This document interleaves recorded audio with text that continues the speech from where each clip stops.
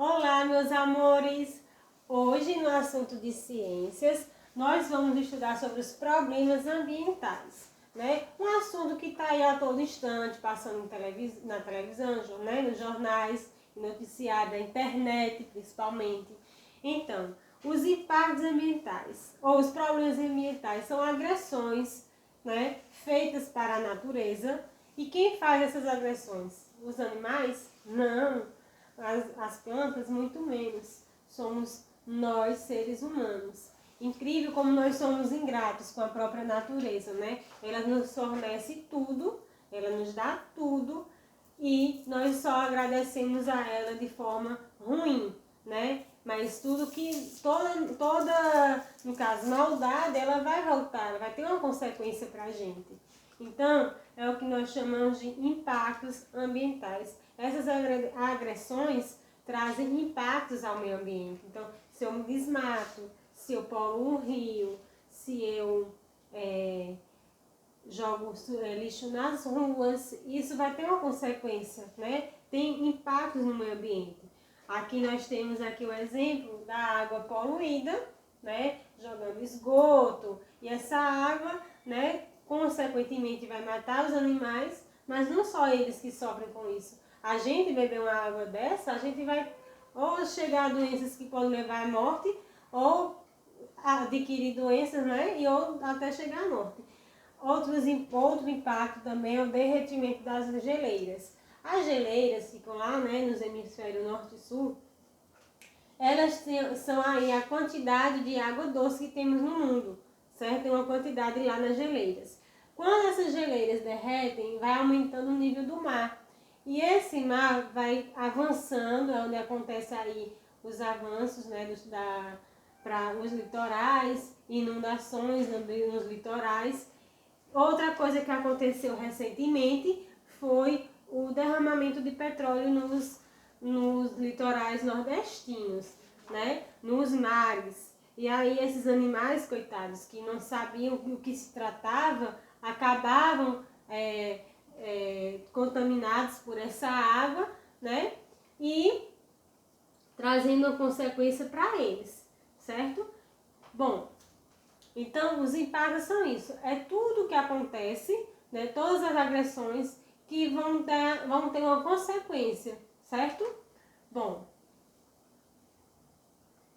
e agora vamos falar sobre os desmatamentos das florestas, que são outras formas que a gente agride, né, o meio ambiente. Então, esses desmatamentos trazem consequências à biodiversidade, que a gente estudou, né? Então, várias espécies de animais sofrem com esse desmatamento, várias espécies de vegetais podem sumir, os animais também entram em extinção, né? E isso também traz consequências para nós, porque as florestas, elas aí trazem para a gente o oxigênio, né? Elas recebem o gás carbônico e trazem o oxigênio para a gente. Então, quanto mais eu desmatar, vai chegar um momento em que eu vou ficar sem essa floresta. Não é porque tem uma grande quantidade, mas quanto mais eu uso, tudo que se usa sem colocar no lugar, um dia acaba, né? Então, esses desmatamentos trazem consequência para os animais, para os vegetais e também para a gente, tá? Bom, e quais são as medidas que a gente pode ter de prevenção? Fiscalização, e a proibição da caça e a comercialização de animais em extinção, né? Então, na nossa floresta amazônica, ou no Pantanal também, na Mata Atlântica, nós temos animais que estão entrando em extinção. E muitos desses animais, pessoas, é bonitinho, eu quero comprar, e aí acaba tendo uma comercialização de animais. Então, se esses animais entrarem em extinção, pronto, as futuras gerações não vão ter oportunidade de conhecer. E a gente sabe que tudo na natureza, ela tem um equilíbrio, tem uma função. Ah, tem a cobra, mas a cobra é venenosa, então se ela sair do planeta, vai ser bom que as pessoas não vão ser picadas, mas a cobra tem uma função para o meio ambiente. Assim como o sapo tem uma função para o meio ambiente. Então, se eu perder qualquer desses animais aí, eu posso há, aliás, um desequilíbrio da natureza, né? Então, tudo que tem aqui no nosso planeta tem uma função e vai ajudar a equilibrar o nosso meio ambiente. Então, é preciso ter mais fiscalizações nesses lugares onde estão tendo desmatamento ilegal, né? Então, onde eu tiro e não coloco, um dia vai acabar. Então, é preciso que as pessoas façam reflorestamento para que aquelas árvores possam futuramente existir, certo? E aí, pronto. Então, se eu quero comprar um guarda-roupa, ou então madeira para fazer o meu telhado da casa. Então, veja aí de onde vem essa madeira. É de desmatamento ilegal ou são materiais, são madeiras que são feitas de reflorestamento? Porque aquelas empresas que fazem reflorestamento, sim, aí sim estão trabalhando de forma legal, né? Então, proibir essa caça de animais, né? E também a comercialização desses animais em extinção. Bom, a erosão. A erosão é um desgaste do solo, que é consequência também dos desmatamentos, certo? Então, o solo, quando ele tem esse desgaste, ele vai perder nutrientes, né?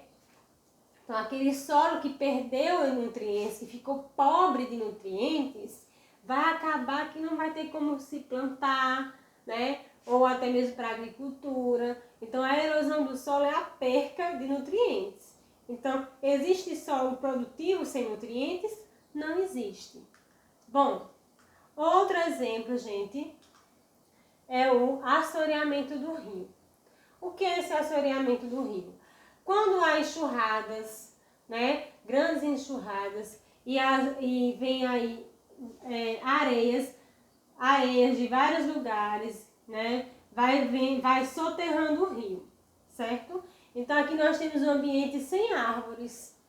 E a gente vai entender a importância da árvore para não acontecer o assoreamento. Então, quanto mais eu desmatar, pode acontecer o assoreamento dos rios. O que é isso? Aí acontecem as enchentes, como está acontecendo agora, e os fragmentos das terras, né, as areias, as terras, vão soterrando o rio. O rio vai ficando cada vez mais raso, certo? Porque por conta que vai acumulando aí areia, terra. E as matas, chamadas de matas ciliares, elas têm essa função de, as raízes das árvores segurar a terra. Se ela segurar a terra, quando vêm as enxurradas, não acontece de vir a areia e tomar conta do rio. Certo? Então, o assoreamento do rio é algo muito ruim também. Extinção de nascentes. Com a extinção de nascentes do rio, nascente é o quê? É onde o rio nasce. Então, vai vir aí pragas, doenças. Então, eu preciso do rio para sobreviver também, né? Bom, e agora vamos falar sobre o aquecimento global. Quando eu falo em aquecimento global, olha a palavra aquecimento, vem de quê? Aquecer, né? Global, o planeta. Então, a Terra está cada dia, cada vez mais quente, gente. E isso por conta da consequência dos seres humanos. Bom, das ações dos seres humanos. Então, vamos entender o que significa aquecimento global. É um fenômeno que vem sendo registrado pelo mundo todo durante as últimas décadas. E ela se refere ao aumento progressivo das temperaturas, as médias dos oceanos e da atmosfera terrestre, que causa consequências como o degelo, vai o gelo derretendo lá das calotas polares, o aumento do nível dos oceanos, a desertificação, lugares cada vez ficando mais desertos devido à temperatura, a alteração do regime das chuvas, então vai ter lugares que vai chover menos, inundações e redução da biodiversidade, né? Então, tudo isso aqui são problemas consequências do aquecimento global, certo? Então, quando acontece, é por isso que nós estamos sentindo a temperatura do planeta cada ano mais quente, né? Devido a esse aquecimento. E como é que acontece esse aquecimento? O Sol, mas vamos ver como é que a gente contribui para que o Sol cada vez mais fique mais forte aqui no nosso planeta. Bom, uma das consequências é o efeito estufa. Mas o efeito estufa não é algo ruim. Vamos lá. Ele só é ruim quando ele está em grande quantidade. Vamos lá. Quando ele é bom. Então, o efeito estufa acontece que a radiação solar chega na superfície da Terra, certo?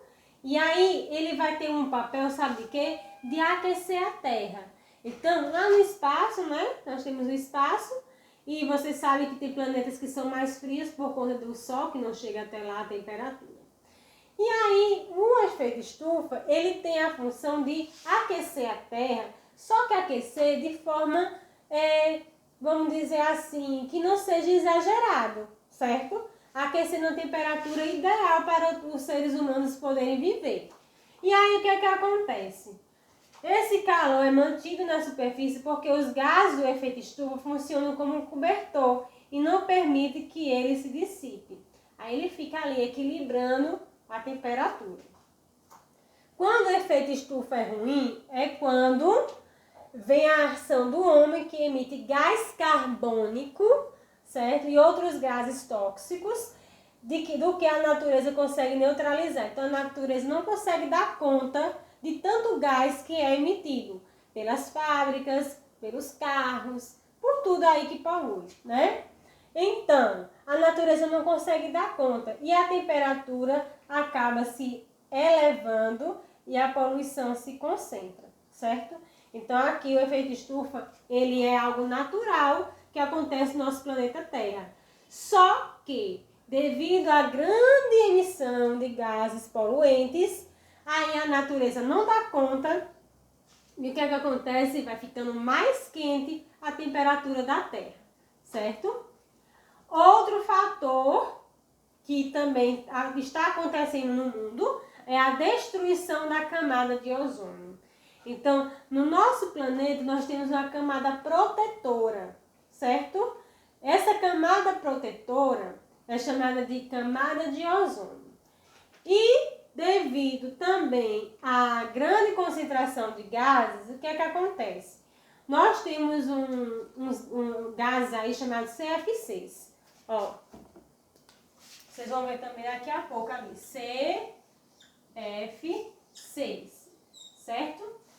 Que vem geralmente naqueles desodorantes aerosóis, né? Ou aqueles venenos para baratas, não é que a gente faz, pronto. Os CFCs, eles estão ali, certo? Bom, quando esses gases são emitidos em grande quantidade, vão se misturar ao ozônio e vão virar moléculas de oxigênio. Aí o que é que vai acontecendo? Essa camadinha, vocês estão vendo aqui um pedacinho tirado? Pois é. Esse vai ficando mais fina. E aí os raios solares que são radioativos, né? Eles vão entrando, ó, diretamente na Terra. Vai entrando, e isso vai prejudicar a gente, certo? Ó, surgimento do CF6, que a Pro colocou aqui e vocês vão ver aqui. O que significa? C, carbono, flu, o F e cloro, C novamente. Então, é a mistura carbono, flu e cloro que dá um gás. Esse gás aí é o que vai fazer piorar aí a questão da nossa camada de ozônio, certo? Então, os buracos na camada de ozônio. Não quer dizer que está tendo buracos na Terra, não, gente. Isso quer dizer que são regiões onde cada vez mais a camada protetora está mais fina, certo? É como se fosse o protetor solar da Terra, ok? Vamos dizer que a Terra está aí, passou um protetor solar, e esse protetor é chamado de ozônio, camada de ozônio. E cada vez mais esse protetor está perdendo eficácia, está perdendo eficiência. Ou seja, está ficando fininha. E a radiação, ó, vindo cada vez mais forte. E isso causa muitas consequências para a gente, certo? Olha aqui o exemplo. Aqui nós temos uma cena, no livro de vocês tem essa cena, onde o Sol já não passa por essa proteção. Ela já vai passar direto para a Terra. E aí o que é que vem, ó? Câncer de pele, né? envelhecimento cutâneo. O que é cutâneo? Envelhecimento da pele, certo? Se vocês encontrarem no livro essa palavra, envelhecimento cutâneo, é porque está falando ao envelhecimento da pele. Então, as pessoas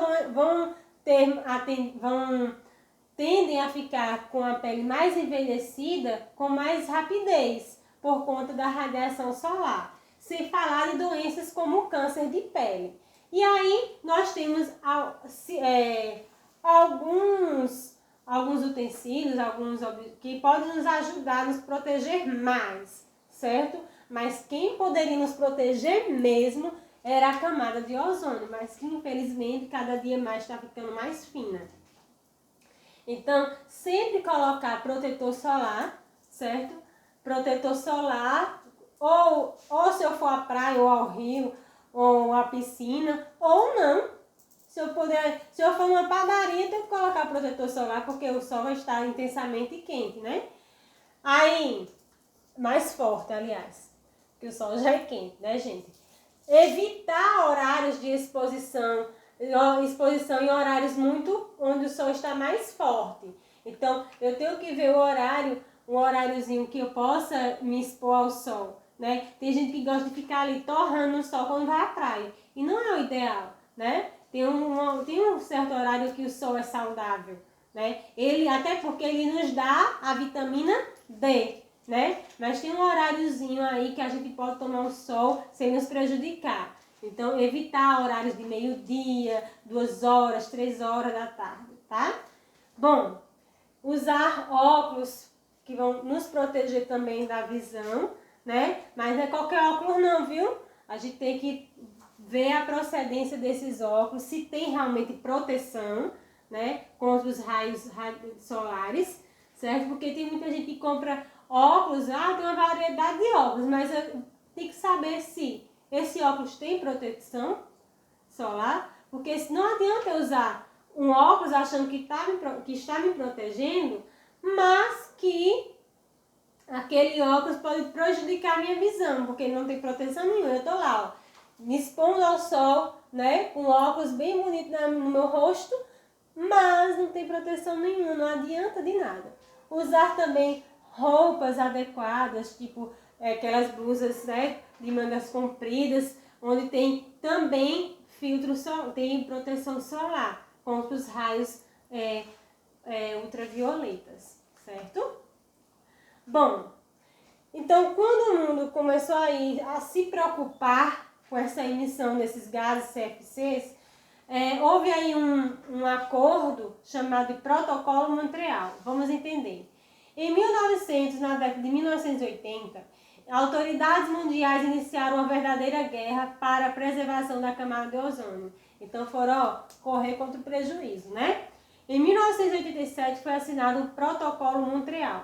De acordo com esse tratado, todas as substâncias conhecidas como CFCs, que é um grupo de gases que a gente aprendeu hoje, cloro ou fluorocarbonetos, não seriam mais produzidas em abundância, em grande quantidade.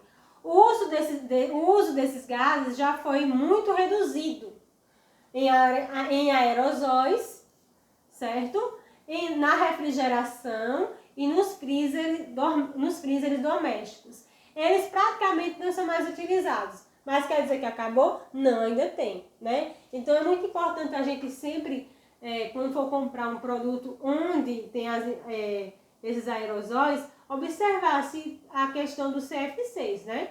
Porque eu posso estar fazendo uma participaçãozinha ali só no fato de comprar aquele produto com CFCs, certo? Então aqui o povo ficou logo preocupado, vamos ali correndo contra o tempo, vamos ter que, senão a gente não vai aguentar mais a radiação solar, porque daqui a pouco o sol vai vir, como já está acontecendo, cada vez mais forte, né? E não tem como a gente aguentar e sobreviver a isso. E aí foram ali, ó, reunião, acordos, buscando soluções, e foi essa a solução, né? Diminuir a quantidade de CFCs. Bom, outra consequência, né, dos impactos ambientais é a inversão térmica. Vamos entender como é a inversão térmica. Geralmente ela acontece o ano todo, mas principalmente no inverno que isso mais acontece. Então, o ar frio, ele fica aqui, vamos ver aqui um desenho que represente melhor. Aqui está o fluxo normal do ar, né? Aí, ar mais frio, ar quente, ar frio e ar mais frio. E aí está acontecendo naturalmente e normal. Já com a inversão térmica, o que acontece? O ar frio fica, porque ele fica mais pesado, o ar frio, o ar quente e o ar frio. Então não tem como se dissipar. Aí fica ali, ó, essa questão. E aí causando, os gases não conseguem sair e aí a gente começa a ter problemas respiratórios, doenças respiratórias, né? Bom, e ainda falando sobre esse assunto de impactos ambientais, temos que buscar soluções. Uma das soluções para melhorar o meio ambiente é a reciclagem, gente. A reciclagem, né, que é meios que a gente tem de aproveitar as embalagens, né, de maneira sustentável para amenizar o problemaço que está aí no nosso planeta, tá? Bom, reciclagem. Vocês já ouviram falar dos 3 R's? Reduzir, reutilizar e reciclar. Esses 3 R's são ações que nós, seres humanos, podemos fazer, cada um fazendo sua parte e dá certo, né? Porque se eu pensar assim, só eu fazendo não vai dar jeito no planeta. E se todo mundo pensar do seu jeito? Aí o mundo fica como tá. As coisas não mudam e fica cada vez mais o meio ambiente piorando aí a situação. Então eu tenho que pensar primeiro como cidadão planetário, né, como um defensor do meio ambiente, fazer a minha parte. Porque aí possa ser que tenha pessoas que também pensam em ajudar o planeta. E aí cada um fazendo um pouquinho, aí ajuda bastante, né? Então, reduzir, reutilizar e reciclar. Quando eu falo em reduzir, eu vou fazer a questão de evitar estar comprando produtos em relação às embalagens, por exemplo, sacolinhas de mercado. Eu posso muito bem comprar uma sacola tipo essa daqui, que são feitas de pano e tudo mais, as sacolas reutilizáveis. E aí eu posso ir no mercado, na feira, e eu digo, não, eu não quero sacola, tá? Eu tenho aqui minha sacola já aqui pronta, e eu posso levar. E aí toda feira que eu vou fazer, ou toda compra que eu vou fazer, eu já tenho minha sacolinha. E assim eu evito comprar sacolinhas plásticas que estão aí, demoram tempos aí para se degradar. Então, eu vou evitar, reduzir o consumo de embalagens, né? Reutilizar. O que é reutilizar? Eu pegar uma embalagem e dar uma nova função para ela. Aqui a Pro trouxe aqui uma horta suspensa. Essa horta é feita de garrafa PET. Então, cada garrafinha PET está aqui uma plantinha, né? Então, foi uma nova função para aquela garrafa PET, porque aquela garrafa ia para o lixo, né? Então, eu pensei direitinho, não, vou dar uma nova função, um novo objeto, né? Muitas pessoas pegam potinhos de sorvete, faz uma vasilha, faz um rolinho de papel higiênico, já faz um trabalhinho, e a gente até já fez, né? Bom, e reciclar? Reciclar é eu pegar aquele produto e tentar fazer o mesmo produto, só com o mesmo material. Como assim, Pro? Aqui nós temos um caderno reciclável, né? Então, o que é que aconteceu? Às vezes, o aluno não terminou o caderno, então rasgou as folhas, aí a empresa pega todos os papéis que já foram utilizados, folha de ofício já com usados, documentos, e aí passa por um procedimento na fábrica, e aí vai fazer outros papéis, só que os papéis reciclados. Então eu vou pegar o mesmo material, o papel, e transformar em papel de novo. Só que aí ele já vai ser reciclado, tá bom? Entenderam direitinho? Bom, gente, a gente tem que fazer isso para tentar reduzir o máximo possível da questão do lixo no mundo. Porque a todo instante nós estamos produzindo lixo. A todo instante. É comprando um bombom, é comendo um salgadinho, é isso e aquilo, é com uma latinha de creme de leite ou um papel. Então, a todo instante, estamos produzindo lixo. A verdade é essa, que toda semana a gente não coloca o lixinho lá pra fora, né? O carro do lixo pegar, porque a gente produziu lixo naquele dia, naqueles dias, e aí vai. Então, vai chegar um momento onde esse lixo no mundo não vai ter como ser armazenado. Aí existe, né, os terreiros, os locais sanitários e tudo. Mas aí a terra vai aguentar esse tanto, ser portadora, armazenadora de tanto lixo? Não.